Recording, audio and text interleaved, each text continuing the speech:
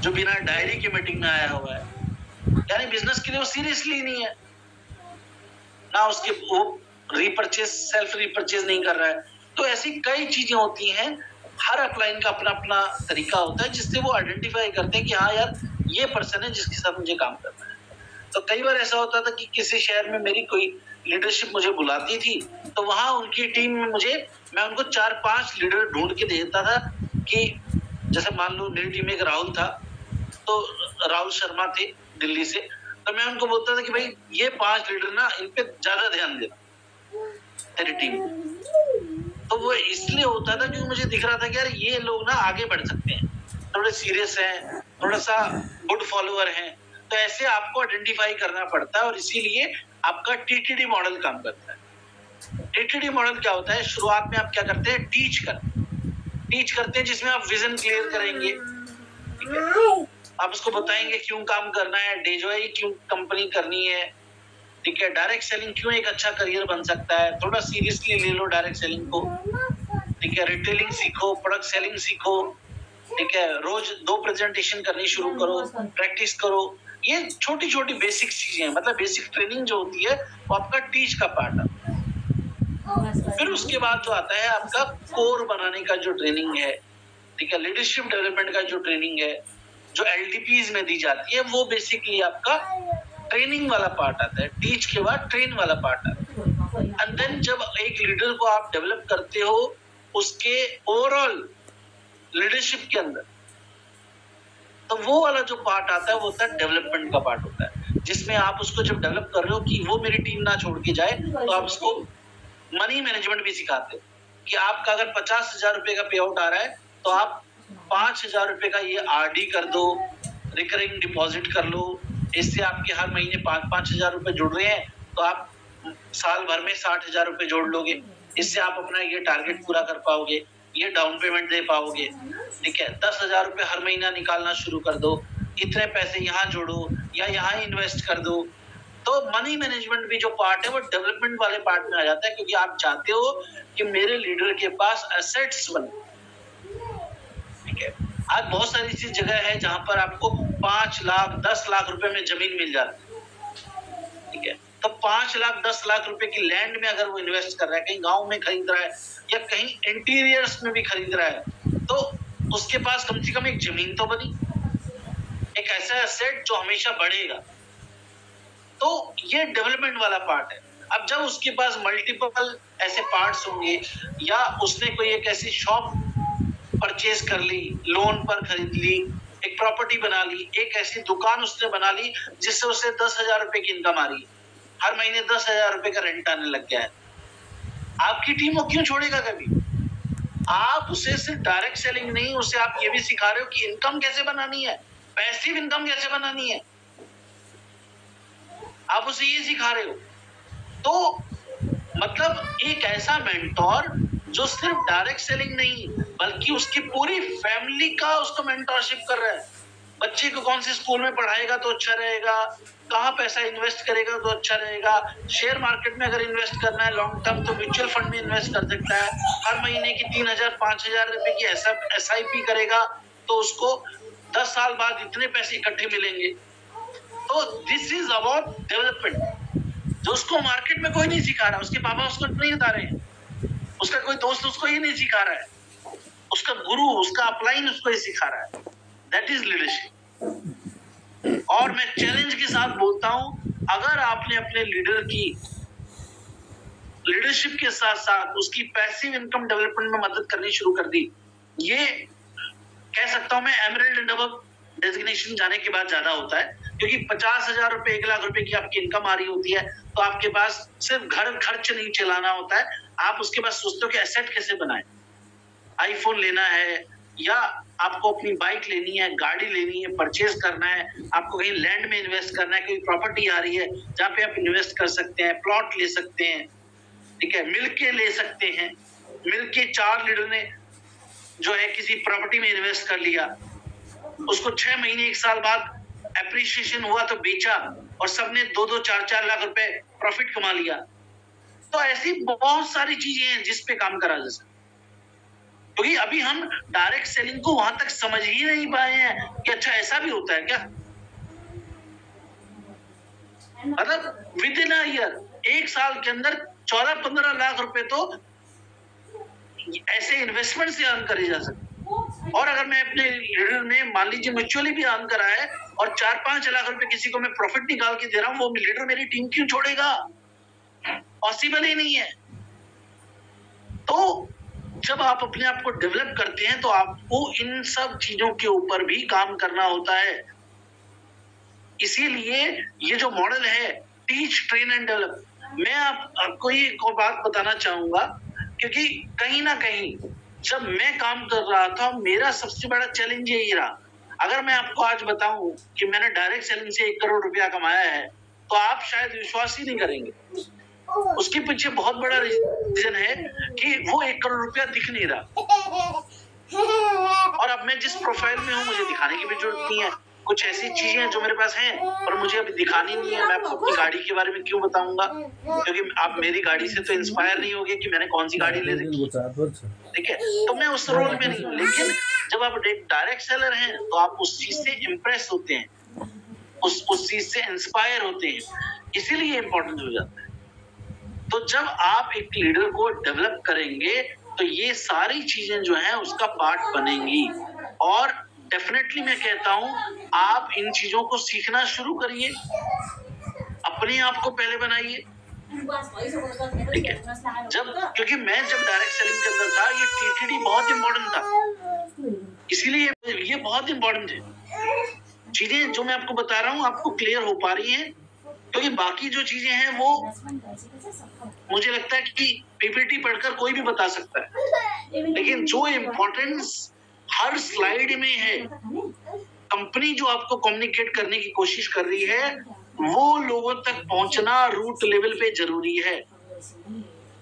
क्योंकि जब अभी आप देखेंगे बूट कैंप आप सबके हो रहे हैं, एमरेल्ड एंड अबव की जो ट्रेनिंग होने वाली है वो टोटली डिफरेंट होगी। अब उसमें से उस ट्रेनिंग को कौन सा एमरेल्ड अप्लाई करता है अपनी लाइफ में, उस पर डिपेंड करेगा कि उसकी ग्रोथ होगी कि नहीं होगी और वो अपनी टीम को क्या गाइडेंस दे पाएगा। इसीलिए बहुत इंपॉर्टेंट हो जाता है हर ट्रेनिंग मीटिंग को अटेंड करना। हर ट्रेनिंग मीटिंग अलग चीज लेकर आती है। तो teach and train and develop वाला जो मॉडल है वो बोलता है कि हमेशा कंटिन्यूस अपग्रेडेशन, यानी हमेशा नया सीखते रहना है, लॉन्ग टर्म विजन लेकर चलना है, ठीक है।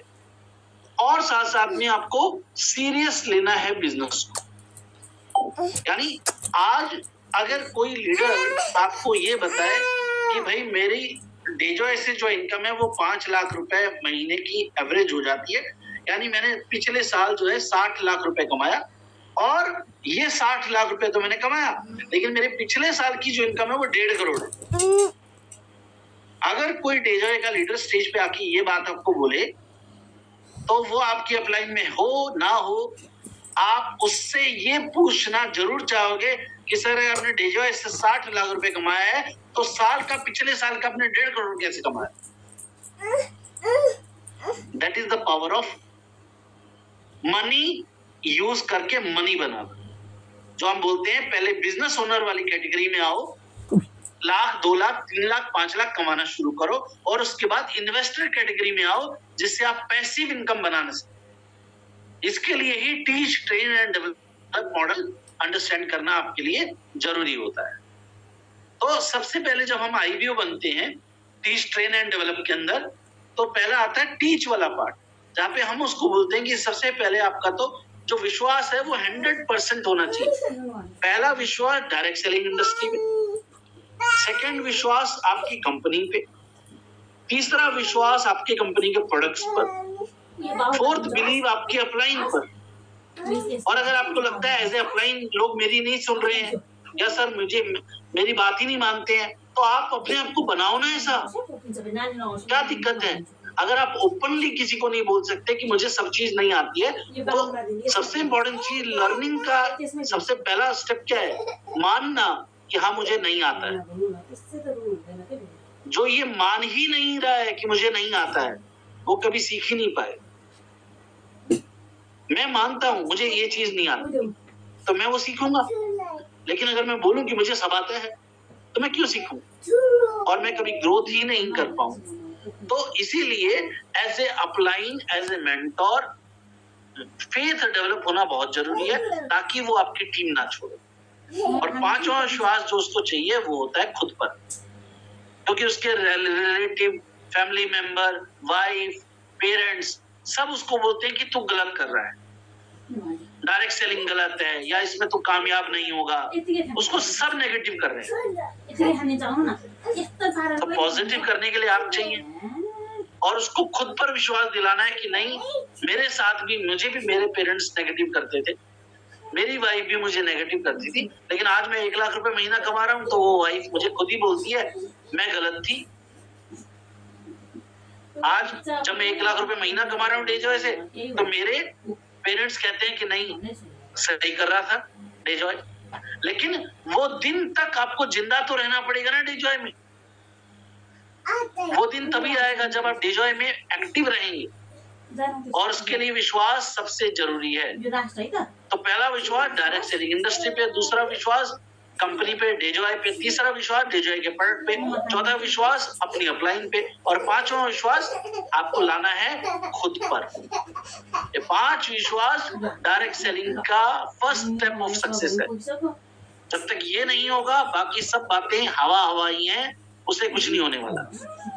तो जब कोर बनाने की बात आती है, विश्वास आपको पक्का हो चुका है, आपको इनविटेशन करना आता है, आपको प्रेजेंटेशन करना आता है, आपको लोगों को इनवाइट करना आता है, आप लोगों को बेसिक डायरी वगैरह बनाना जानते हो, और आपको एक और चीज आती है, वो क्या है, आप थोड़ा बहुत मेंटोरशिप कर लेते हैं। यानी आप बेसिकली इनविटेशन भी कर लेते हैं, प्रेजेंटेशन भी कर लेते हैं, फॉलोअप भी कर लेते हैं, ऑब्जेक्शन हैंडलिंग कर लेते हैं, और थोड़ा बहुत ट्रेनिंग कर लेते हैं, टीम का डायरी वगैरह बनवा लेते हैं, थोड़ा बहुत प्रोडक्ट का नॉलेज उन्हें देते हैं। अब उसके बाद आपको पहले खुद कोर बनना है। कोर क्यों बनना है? ताकि आप 1 लाख रुपए की इनकम पे पहुंचे। बिना कोर लीडर बने, मैं तो नहीं जानता किसी भी लीडर को जो 1 लाख रुपए महीना कमा रहा हो, क्योंकि जब तक वो कोर नहीं बनेगा तब तक उसने वो चीज नहीं करनी शुरू करी जिससे उसे 1 लाख रुपए महीना आएगा। और ये मैं आपको चैलेंज के साथ बोलता हूं,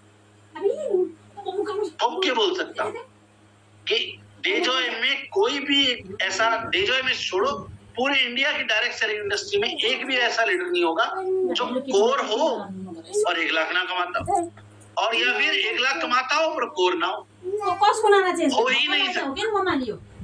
क्यों? क्योंकि कोर वाले जो स्टेप्स हैं वही आपको 1 लाख तक पहुंचाएंगे। तो पहला स्टेप क्या होता है? गोल सेटिंग, यानी अपना काम खुद प्लान करना है मुझे हर महीने का। हर महीने कितनी मैचिंग करनी है, हर महीने कितना पे आउट निकालना है, ये मुझे खुद प्लान करना है महीने की शुरुआत में। अगर ये मैं करने लग जाऊंगा तो मैं अपने आप को कोर लीडर बोल सकता हूँ। यानी ऑर्गेनाइज्ड बनना, हर दिन की प्लानिंग करना। रात को आप प्लान करेंगे कि कल किसकी मीटिंग करनी है, कल मुझे टीम में किस किस लीडर को फोन करना है, किस किस की काउंसलिंग करनी है, किसके गेस्ट का फॉलोअप हुआ कि नहीं हुआ, उससे पूछना है कि भाई मैंने पिछले वीक में तुम्हारे इन 3 लोगों की मीटिंग करी थी, उनका क्या रहा, उनको ज्वाइन करवाया कि नहीं करवाया, ये भी तो पूछना पड़ेगा। तुम्हारी टीम की ट्रेनिंग कर कर आया था, क्या रहा, कोई इंप्रूवमेंट आई या नहीं आई, ये भी तो पूछना पड़ेगा। किसी की मीटिंग करनी है, उसको भी तो प्लान करना पड़ेगा। तो हर मतलब कोर लीडर वो है जो ऑर्गेनाइज्ड है, वो अपने हर महीने की बिजनेस की प्लानिंग करता है। हर महीने कितनी मेरी टीम में लॉयल्टी, पिछले महीने में कितनी लॉयल्टी हुई थी, और इस महीने मुझे कितनी लॉयल्टी अचीवर अपनी टीम में बनाने हैं, 15 तारीख तक कितने लोगों के ऑर्डर लगने चाहिए मेरी टीम में लॉयल्टी के, वो प्लान करता है। इस महीने कितने लोग, लिख सकते हो आप ये चीजें लिखी नहीं हुई। तो इस महीने मुझे कितनी मैचिंग करनी है, इस महीने कितने लाख का टर्नओवर करना है, इस महीने कितने लोग मेरी टीम में लॉयल्टी करेंगे, ये मेरा मंथली हो गया। ठीक है, उसके बाद वीकली प्लान कि इस वीक में मुझे किस किस शहर में मीटिंग करने जाना है, इस वीक में किस किस टीम की मुझे जूम मीटिंग करनी है, इस वीक में मुझे किस किस की 1-to-1 मीटिंग करनी है, किसको मुझे कॉलिंग करनी है, किसकी टीम की मुझे ट्रेनिंग करनी है। ये मेरा वीकली प्लान है। अब मैं आपको चैलेंज के साथ ये बोलता हूँ, ओके, एक कड़वी वाली ट्रेनिंग है। अगर किसी लीडर के पास उसका वीकली प्लान नहीं है तो वो लीडर ही नहीं, क्योंकि वो भगवान भरोसे चल रहा है। सारा दिन बैठा रहता है कि कोई फोन कर ले टीम वाला तो कॉल करके बात कर लेता है, अदरवाइज उस दिन उसे क्या करना था उसे नहीं पता है।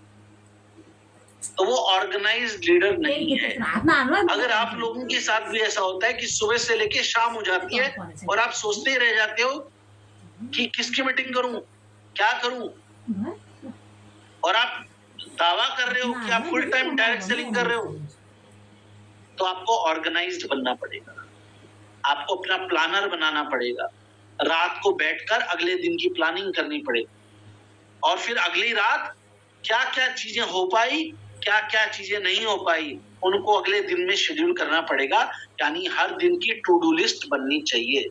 ये मुझे भी करना होता है। अगर मुझे एक प्रोफेशनल बनना है एज ए वाइस प्रेसिडेंट किसी कंपनी का, तो मुझे भी अपने काम प्लान करने पड़ेंगे, और एक डायरेक्ट सेलिंग के लीडर को भी करने पड़ेंगे, दिव्यांश सर, अनमोल सर को भी करने पड़ते हैं। मतलब एक लीडर, चाहे वो डायरेक्ट सेलिंग का लीडर हो, चाहे इंडस्ट्री का लीडर हो, चाहे कॉर्पोरेट का लीडर हो, उसको अपना शेड्यूल प्लान करना पड़ता है। देश के प्रधानमंत्री तक का शेड्यूल प्लान होता है, और इधर से उधर नहीं होता, तभी तो काम कर पाते हैं। मुकेश अंबानी से लेके टेस्ला के मालिक से लेकर किसी की भी बात कर लो आप। तो अगर आप अपने आप को लीडर बनाना चाहते हो तो आपको ऑर्गेनाइज बनना पड़ेगा।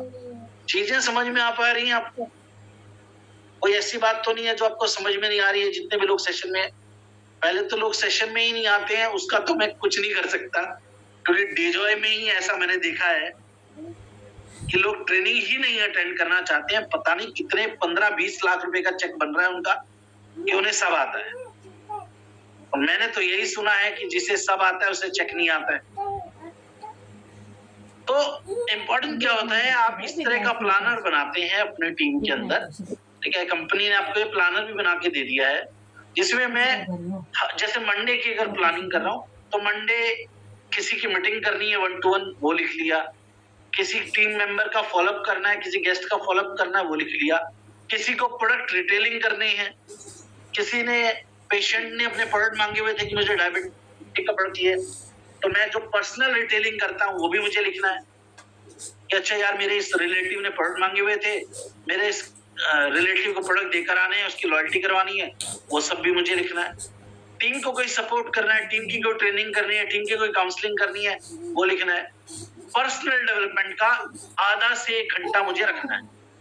कोई यूट्यूब पे मैं वीडियो देखूंगा, कोई बुक पढ़ लूंगा डायरेक्ट सेलिंग के ऊपर, चाहे कहानियों की बुक पढ़ लूं, क्योंकि मैं अपनी, कम से कम जैसे एक बुक आती है कहानियां बोलती है, मैं जब नया नया था डायरेक्ट सेलिंग के अंदर, मुझे किताबें पढ़ना बहुत बोर लगता था, ट्रेनिंग सुनना ही बोर लगता है, तो ट्रेनिंग की किताब पढ़ना तो और बोर था,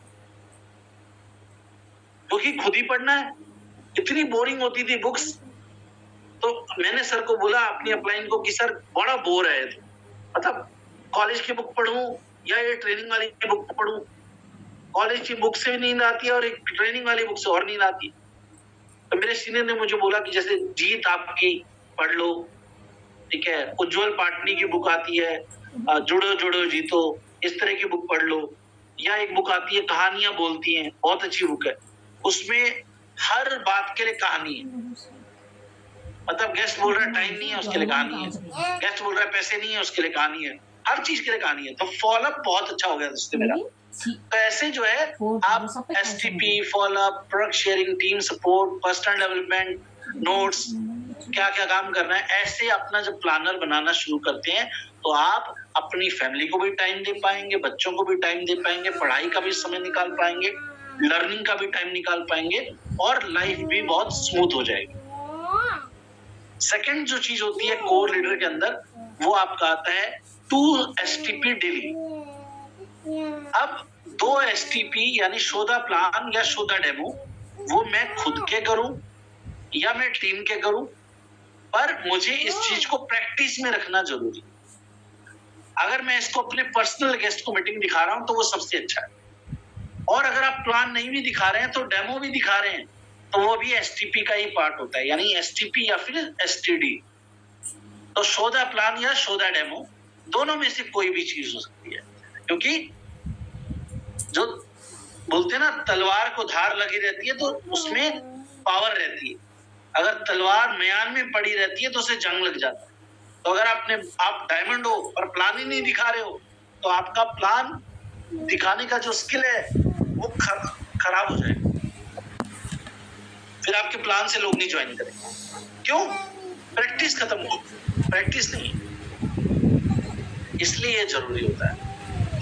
और दूसरी बात, 2 प्लान रोज कर रहे हैं ऐसे को लीडर तो महीने में 60 लोगों से नया मिल रहे हो, 60 गेस्ट को टच कर रहे हो खुद। अब अगर आपकी स्किल अच्छी है तो आप ज्यादा से ज्यादा कन्वर्जन कर पाओ, ज्यादा से ज्यादा नए लोग आ पाएंगे आपकी टीम। और प्रेजेंटेशन है अगर आपने करी होती है, सबसे अच्छी बात मुझे जो लगती है इसमें वो ये है, प्रेजेंटेशन जब आप खुद करते हो तो गेस्ट चाहे आपकी टीम मेंबर का है, वो गेस्ट भी आपके साथ जुड़ जाता है और आप उसको भी गाइड करना शुरू कर सकते हो, क्योंकि वो आपकी प्रेजेंटेशन देख के ज्वाइन हुआ। मेरी टीम में पता नहीं कितने लीडर ऐसे थे जो मेरे साथ पर्सनली कनेक्ट हो जाते थे अलग अलग शहर से जूम मीटिंग की वजह से, और जब मैं उनके पास जाता था तो वो मुझे कहते थे कि सर मैं आपकी प्रेजेंटेशन देख के ज्वाइन हुआ था। तो इसीलिए वो मुझसे कहीं ना कहीं प्रभावित होते थे। तो जब मैं उनको कुछ काम करने के लिए कहता था कि ये टारगेट पूरा करना है, फिर हम फोन पे बात करेंगे, तो वो और ज्यादा इंटरेस्ट लेते थे क्योंकि वो मेरी प्रेजेंटेशन से ज्वाइन हुए थे। चाहे प्रेजेंटेशन मैंने अपनी टीम की ही करी थी, लेकिन एक कोर लीडर के लिए इंपॉर्टेंट है कि वो प्रेजेंटेशन करे, क्योंकि उसके स्किल्स पॉलिश्ड रहेंगे।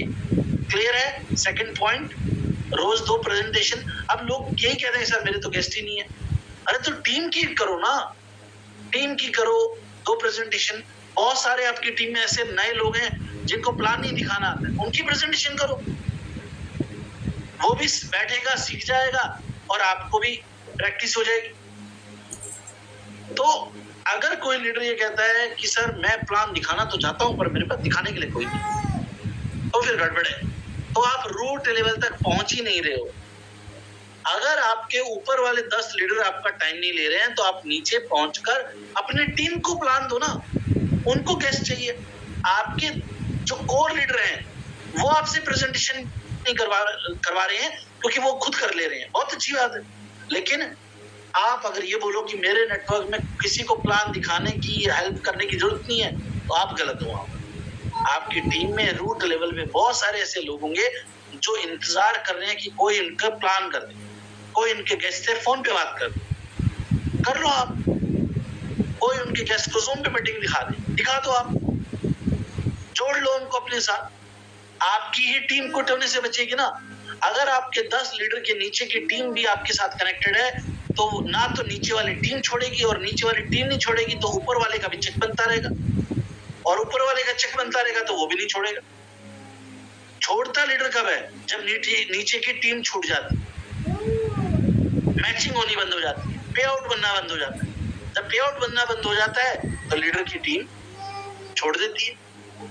तो इसीलिए आपको रूट लेवल पे जाके काम करना जरूरी है। तो चाहे शो द प्लान हो, चाहे शो द डेमो हो, दोनों में से कोई भी चीज हो वो भी आपकी डेली एक्टिविटी का पार्ट होना चाहिए। इससे आपकी एक तो नई गेस्ट की पाइपलाइन बनती रहती है, दूसरा आपका कॉन्फिडेंस हमेशा अच्छा बना रहता है, तीसरा आपका डुप्लीकेशन स्ट्रांग हो जाता है, और कम्युनिकेशन स्किल्स के साथ साथ भी आप अपनी टीम के अंदर भी जो है लीडर डेवलप कर पाते हैं। क्योंकि जब आप अपने किसी, मान लीजिए लीडर के गेस्ट का मीटिंग कर रहे हैं, तो आप अपने उस लीडर के गेस्ट की मीटिंग भी कर रहे हो, साथ साथ में आपकी जो लीडर है उसकी भी तो प्लान दिखाने की ट्रेनिंग हो रही है। तो 2 चीजें आपको एक साथ मिलेंगी। तो ये हमारे डेली रूटीन का पार्ट होना चाहिए। थर्ड पॉइंट आता है 100% प्रोडक्ट यूजर, यानी मुझे अगर इस बिजनेस में बहुत आगे तक कामयाब होना है तो मुझे कहीं ना कहीं अपना एक कमिटमेंट बनानी पड़ेगी कि मुझे कम से कम 2000 बीवी से लेके 5000 बीवी महीने का करना चाहिए। अब वो कैसे होगा, 2000 से 5000 बीवी कैसे होगा, जब आप अपनी पाइपलाइन बना के रखें, अपने क्लाइंट लिस्ट बना के रखेंगे। आपकी टीम में कुछ लोग ऐसे होंगे जो है आपने एज ए गेस्ट कंज्यूम करवा रखे हैं, गेस्ट ऑर्डर लगवा रहे हैं, उनकी आप आईडी नहीं लगा रहे हैं, उनका आप आईडी जो है अपनी सेल्फ आईडी पे पंच कर रहे हैं। तो ऐसे बहुत सारे पेशेंट होते हैं, बहुत सारे फैमिली मेंबर होते हैं जो हो सकता है आपसे कुछ प्रोडक्ट मांग रहे हैं, जो कह रहे हैं कि मुझे डेजॉय का यार कुकिंग ऑयल बहुत अच्छा लगता है, मुझे तो राइस ब्रान ऑयल 2 दे दिया करो, बिजनेस में मेरा इंटरेस्ट नहीं है। तो राइस ब्रान ऑयल दे रहे हैं हम, तो वो ऑर्डर आप अपनी सेल्फ आईडी पे पंच कर रहे हैं। तो ऐसे आपको जो है 2000 बीवी जो है मंथली कंजम्पशन करना होता है। अब वो मंथली कंजम्पशन जो है हो सकता है 1000 बीवी के प्रोडक्ट आपके घर में यूज हो जाए और 1000 बीवी के प्रोडक्ट आपने रिटेल कर। इससे क्या होता है कि एक तो आपका कॉन्फिडेंस बनता है, बिलीफ सिस्टम बनता है। आप अपनी टीम को जब रिटेलिंग सिखाओगे तो खुद भी तो करना आना चाहिए। अगर खुद रिटेलिंग नहीं करते हैं, टीम को सिखा रहे हैं, ज्ञान दे रहे हैं गुरु वाला, तो दे ही नहीं पाओगे, ट्रेनिंग ही नहीं दे पाओगे, क्योंकि खुद ही नहीं कर रहे। आपके अंदर वो स्किल्स ही नहीं होंगे जिससे आप अपनी टीम को ट्रेन कर पाओ कि गेस्ट कैसे बनाने हैं। तो इसीलिए ये जरूरी माना जाता है। इससे आपके प्रोडक्ट फैमिली में भी यूज होते हैं, साथ साथ में आप कुछ हर बार 2000 बीवी करना है तो 150 प्रोडक्ट हैं डेजॉय में। 2000 बीवी में अगर आप हर बार प्रोडक्ट लेंगे तो पॉसिबल ही नहीं है कि आपने 150 के 150 प्रोडक्ट यूज करे हुए हैं, हो ही नहीं सकता, मैं मान ही नहीं सकता। तो क्या करोगे, हर महीने कुछ अलग प्रोडक्ट ट्राई करो कि चलो इस बार किसी गेस्ट को पकड़ता हूँ और जॉय कैल्शियम ट्राई करवाता हूँ। तो मेरे घर में चाहे गाय नहीं हो, लेकिन ट्राई करवाऊंगा तो मुझे पता लगेगा ना प्रोडक्ट कितना अच्छा है, इफेक्टिव है, बायोजर्मेनी मैट्रेस है। तो ऐसे अपने लिए आप 2000 बीवी आराम से बिल्डअप कर सकते हैं और तभी आप अपनी टीम को भी सिखा पाएंगे। तो इसके लिए हम क्या कर सकते हैं कि हमें 10 ऐसे कंज्यूमर कस्टमर बनाने हैं जो हर महीने आपसे प्रोडक्ट ले रहे हैं। चाहे आप नए बना लो, चाहे आप एग्जिस्टिंग को ही हर महीने प्रोडक्ट देते रहो। कोई चाय पत्ती आपसे ले रहा है, कोई आपसे मसाले ले रहा है, कोई आपसे डायबिटीज का प्रोडक्ट ले रहा है। मतलब मैं डायरेक्ट सेलिंग में नहीं हूँ, लेकिन मैं आपको बोलूं मेरे फ्रेंड सर्कल में 5 ऐसे दोस्त हैं जिनको मैंने डेजॉय के प्रोडक्ट वो कंपनी में ऑर्डर लगा देते हैं और प्रोडक्ट ले लेते हैं एमआरपी। तो फिर क्यों नहीं बन सकता कंज्यूमर बेस? आराम से बन सकता है। तो वो आप प्लान करेंगे तब होगा जब आप अपने दिमाग का ढक्कन खोलेंगे और सोचेंगे इस दिशा में, तो आपका दिमाग आपको आइडियाज देगा। आपको लोग नजर आने लग जाएंगे जो आपके 10 कस्टमर में आ सकते हैं हर महीने, जो आपसे हर महीने प्रोडक्ट लेंगे। कोई डॉक्टर हो सकता है जो आपसे हर महीने 2-3 डायबिट ले रहा है। कोई डॉक्टर हो सकता है जो अस्थमा के आपसे 1-2 अष्टप्राश हर महीने के ले लेता है। आराम से हो सकता है, लेकिन आपको out of the box thinking करनी पड़ेगी। ठीक है, तो इसके लिए भी एक चार्ट रहता है जिसमें आप अपने 10 कस्टमर का चार्ट बना सकते हैं। कोई डॉक्टर है, कोई फैमिली है, कोई पेशेंट है, उन्होंने कौन सा प्रोडक्ट लिया था, कब लिया था, वो खत्म कब तक हो जाएगा, वो लिया ही है या खा भी रहे हैं, वो भी आपको फॉलोअप लेने में ये मदद देती है। और इससे आप जो है उनको उनकी आईडी ना भी लगवाओ, लेकिन आप उनको ये बोल सकते हो कि अगर आप मुझसे 10 डायबिट जो है, क्योंकि बहुत सारे ऐसे कस्टमर होते हैं, जैसे फॉर एग्जांपल मैं एक एग्जांपल देता हूँ कि मान लो कोई आपका कस्टमर है जो आईडी नहीं लगा रहा, या वो आईडी लगा भी ले तो 2500 रुपए का ऑर्डर नहीं प्लेस कर, तो कोई बात नहीं, मैं उसको कहता हूँ कि हर महीने आप मुझसे 2 डायबिट जो है वो ले लिया करो, और 5 महीने या 4 महीने आप लोगे तो 5वें महीने आपको 2 डायबिट मैं फ्री दूंगा। तो ये आपको समझ में आ रहा है जो भी मैंने आपको बताया? क्या ये करा जा सकता है कि कोई पेशेंट है, कोई डॉक्टर है, ठीक है, कोई फैमिली मेंबर है, मुझे उसकी आईडी नहीं लगवानी, मैं उससे 2500 रुपए का 1500 रुपए की परचेजिंग क्यों करवाऊं? नहीं करवाना मुझे, मेरा तो सेल्फ का ऑर्डर बन रहा है ना, क्या दिक्कत है? तो अगर मैं मान लीजिए कोई अष्टप्राश लेता है, किसी की फैमिली में किसी को अस्थमा है, वो अष्टप्राश ले रहा है, मैं बोलता हूँ 4 महीने आप अष्टप्राश लो, 5वें महीने आपको अष्टप्राश फ्री मिलेगा। अब चाहे मैं उसको रिटेल कर रहा हूँ एमआरपी पे भी 4 महीने दिया और 5वें महीने मैंने एक अष्टप्राश फ्री दे दिया उसको, कमा लिया ना मैंने पैसा। तो out of the box thinking निकालनी है, स्ट्रेटेजीज बनानी है, कैसे कैसे काम हो सकता है। तो ये पॉइंट क्लियर हुआ आपको? ठीक है। तो 4th पॉइंट आपका जो आता है वो आपको आ जाता है कि आपको 10 कस्टमर बनाना, ठीक है। 5th पॉइंट पे हम आगे जो है जिसमें आपको बुक्स पढ़नी है, जो आपको हमने बताया कि अपने स्किल्स के लिए हमें जो है बुक्स पढ़नी है, अपने आप को डेवलप करनी है। बहुत सारी बुक्स हैं जो कंपनियां आपको बता रही है, जैसे लोक व्यवहार है, ठीक है, सवाल ही जवाब है, फॉलोअप करना सिखाती है, मैजिक ऑफ थिंकिंग, बड़ी सोच का बड़ा जादू हिंदी में आती है, parable of pipeline, direct selling, parallel source of income क्यों बनानी है इसके बारे में बताता है,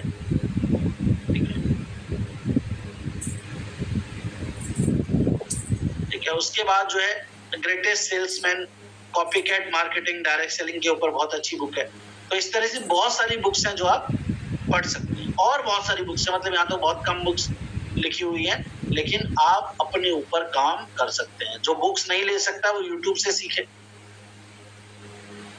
और सीखे, स्किल्स को बढ़ाए, या ट्रेनिंग ही अटेंड कर लिया करे, जूम मीटिंग ही अटेंड कर लिया करे। जूम मीटिंग ही नहीं अटेंड करता, बुक क्या पढ़ेगा कोई, मुझे समझ में नहीं आता है, ठीक है। और एक बुक, एक बहुत अच्छी वीडियो है, out of town and expand with drifters, तो ये भी आप जो है यूट्यूब पे जाके देख सकते हो। ये वीडियो भी आपको डायरेक्ट सेलिंग के बारे में एक अच्छी चीजें देती है। तो आप 10-15 पेज पढ़ सकते हो, 4-5 पेज पढ़ सकते हो रोज, कुछ ना कुछ नई बुक पढ़ सकते हो, ट्रैवल करते हो तो कोई वीडियो देख सकते हो, किसी अच्छे स्पीकर की चाहे मोटिवेशन सुन लो, और कहीं ना कहीं वो आपको काम आएगी आपके बिजनेस के अंदर, इसलिए इम्पोर्टेंट रहता है। 6th पॉइंट कोर लीडर क्या आता है कि कोर लीडर कोई भी मीटिंग मिस नहीं करता है, चाहे जूम मीटिंग हो, चाहे कंपनी की कोई मीटिंग हो, चाहे एमडी सर की मीटिंग हो, चाहे आपके लोकल कोई मीटिंग हो, क्योंकि कोर लीडर वो होता है जिसे ये पता होता है कि हर मीटिंग से कुछ ना कुछ नया सीखने को मिलेगा, इसीलिए वो कोई मीटिंग मिस नहीं करता है कभी। तो हम भी अगर कोर लीडर बनना चाहते हैं तो हमें भी हर मीटिंग अटेंड करनी चाहिए, क्योंकि क्या पता कौन सी मीटिंग की कौन सी बात आपका बिजनेस पूरा चेंज कर दे, इसीलिए कहीं ना कहीं हर मीटिंग अटेंड करनी जरूरी है। अब होता क्या है, समझने वाली बात क्या है कि जैसे आप ये सेशन अभी अटेंड कर रहे हैं, तो जर्नली मैं आपको प्रैक्टिकली बता रहा हूँ, अब मीटिंग अटेंड करते करते भी हम क्या करते हैं, मीटिंग अटेंड करते करते भी हम जो है चेक करते हैं कि मेरी अपलाइन है कि नहीं सेशन। और आज भी बहुत सारे लीडर्स ने सेशन में आने के बाद एक बार तो जरूर देखा होगा कौन कौन मीटिंग में है। तो अब ये ह्यूमन बिहेवियर है, आप समझिए, ये ह्यूमन बिहेवियर आपको सिखा रहा है, साइकोलॉजी है कि हम जब मीटिंग में आते हैं तो मीटिंग अटेंड करते करते हम देखते हैं कि कौन कौन मीटिंग में है। तो इससे आपको क्या समझ में आता है, इससे आपको ये समझ में आता है कि मैं मीटिंग में ध्यान से सुनूं या ना सुनूं, ज्वाइन जरूर करूं, क्योंकि मेरी टीम मुझे देख रही है। तो अगर आप सोचो कि कोई एमरेल्ड है और वो आज मीटिंग में नहीं है और उसकी टीम वाले उसको ढूंढ रहे हैं, उसका नाम ऊपर लिख लिख के ढूंढ रहे हैं कि अरे यार अपलाइन का नाम ही नहीं आ रहा, यानी अपलाइन आज मीटिंग में नहीं है। तो आप जब दोबारा उसे गुरु ज्ञान दोगे ना, तो वो आपकी सुन तो लेगा, लेकिन उसे पता होगा खुद तो मीटिंग में आता नहीं है। तो आप अपनी इज्जत खुद कम कर लेते हैं। हमारे एक्शन से हमारी इज्जत बनती है, हमारे डेजिग्नेशन से नहीं बनती है। आपकी एक्टिविटीज आपको लीडरशिप प्रूफ करती है। आप मीटिंग कर रहे हो तो आप अपनी टीम को जो बोलोगे मीटिंग करो, आप अपना शेड्यूल दोगे कि देखो इस महीने मेरा ये शेड्यूल है, मैं यहाँ मीटिंग करने जा रहा हूँ। आपकी टीम को लगेगा कि यार मेरी अपलाइन इतनी बिजी है, हमें तो टाइम ही नहीं मिल रहा।